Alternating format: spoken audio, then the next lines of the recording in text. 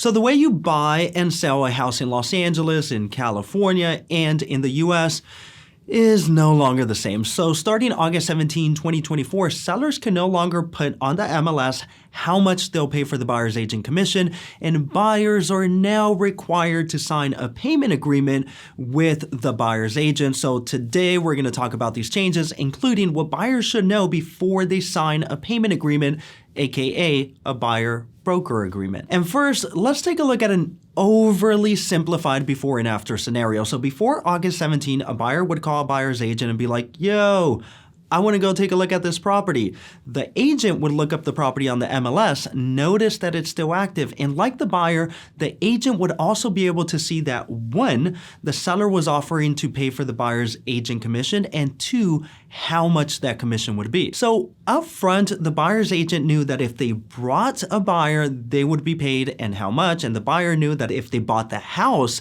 the seller would pay for the buyer's agent commission and how much that commission would be. So with the payment thing addressed up front on the MLS, it was kind of like pretty much easy peasy. The agent would ask for proof of funds and off they would go to criticize some stranger's house. But now for the after scenario, the way that it is now, a buyer calls a real estate agent and is like, yo, I want to go snoop around this stranger's house. The agent looks it up on the MLS, but now change number 1. There's no commission or offer of compensation for the buyer's agent on the MLS. Sellers can no longer publish specifically, again, on the MLS, how much they'll pay for the buyer's agent commission. So now no one really knows if or how much the seller's willing to pay for the buyer's agent commission, which then kind of partly leads to change number 2. Because we now don't know who or how much the buyer's agent is being paid, before the buyer's agent can show a property,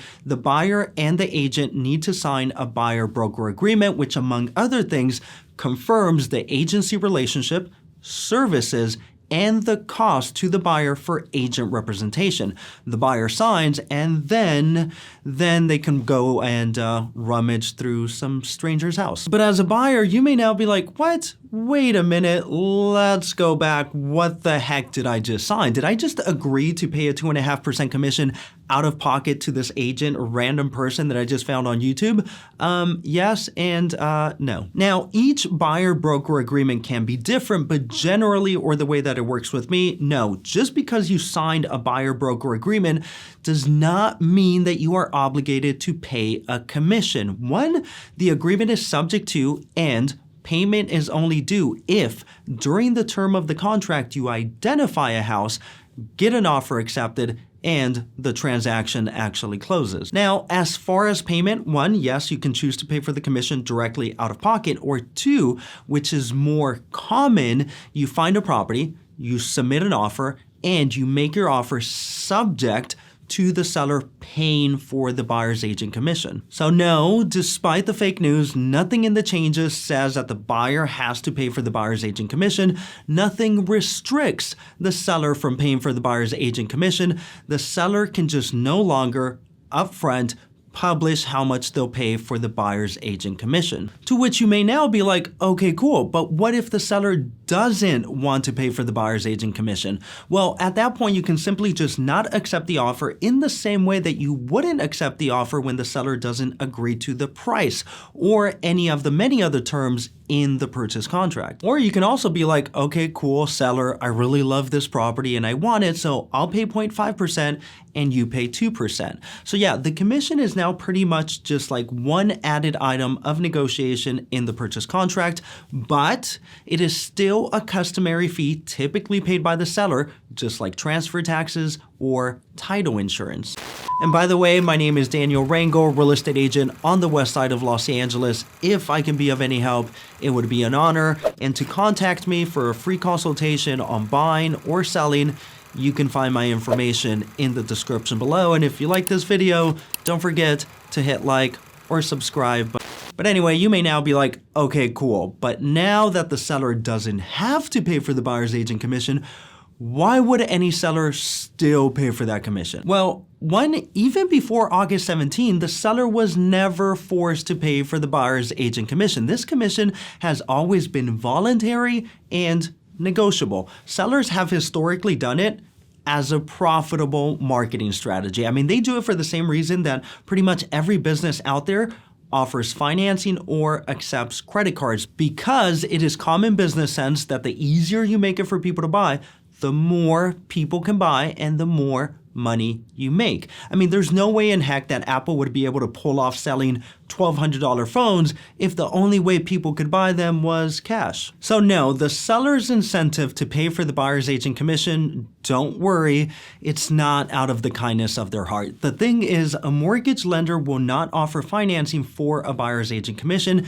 And if you try to finance it with like a credit card, aside from like the stupidly high interest rate, in some cases, this can prevent you from even qualifying for a mortgage. Now, while mortgage lenders currently won't finance a commission, they do allow the seller to pay for it. So in a way, the seller paying for the buyer's agent commission is actually a way of the buyer financing that commission for like 30 years. So this is why many would argue that even when the seller is paying for the buyer's agent commission, they're really not. It's built into the purchase price. The buyer has pretty much always paid for that commission. I mean, at the end of the day, without the buyer giving the money to buy the house, many sellers wouldn't even have the money to pay anyone's commission. But anyway, yes, the seller does and has always had an incentive to pay for the buyer's agent commission. And despite the inconveniences, there's also a lot of good in these changes. One, it makes it more transparent for buyers. It makes it easier for the buyer to register that yes,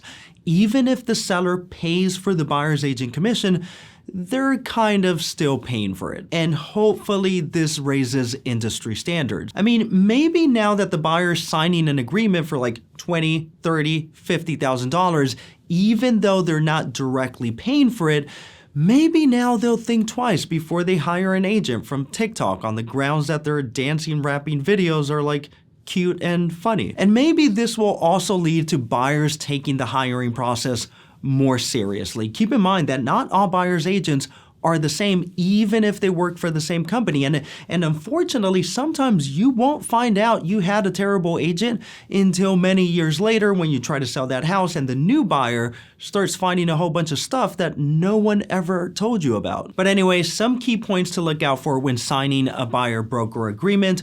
One, know the difference between exclusive and non-exclusive agreement. Now, an exclusive agreement typically means that if during the term of the agreement you buy a house, you owe that buyer's agent his commission independent of whether that agent helped you buy the house or not. Also, with an exclusive agreement, you may typically be required to give a 30-day notice before you can cancel the agreement. So yes, an exclusive agreement is typically harder to get out of. Now, the one that I typically use with my clients is a non-exclusive agreement, which typically means commission is only owed if during the term of the agreement there is what they call broker involvement, or pretty much I help the buyer buy the house. Also, a non-exclusive agreement typically offers the buyer the right to cancel the agreement upon receipt of notice without necessarily having to give like a 30-day notice in advance. Either way, you do not want to sign or have multiple agreements with multiple agents,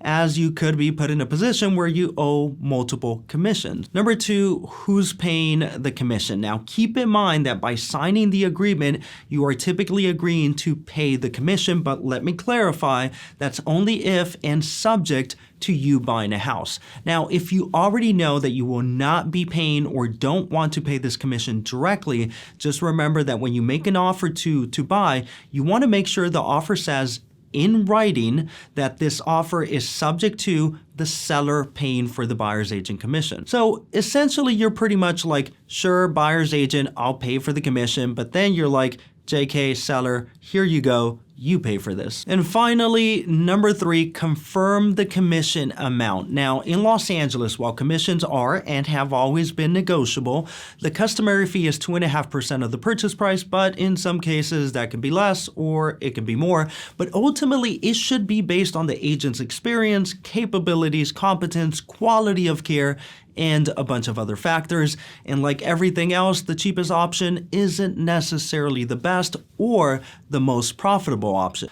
But anyway, yes, in summary, main changes: one, sellers can no longer publish how much they'll pay for the buyer's agent commission specifically on the MLS. And two, buyers will typically be required to sign a buyer-broker agreement when using the services of an agent. But no, despite the fake news, this does not mean commissions are going away or that sellers will no longer be paying for the buyer's agent commission. And for more information on the National Association of Realtors settlement, which is what led to these changes, check out my other video on why sellers will still pay for the buyer's agent commission. And while you're at it, check out my other video on the benefits of using a buyer's agent, which I'll link at the end of this video. And by the way, my name is Daniel RANGEL, real estate agent on the west side of Los Angeles. If I can be of any help, it would be an honor. And to contact me for a free consultation on buying or selling, you can find my information in the description below. And if you like this video, don't forget to hit like or subscribe.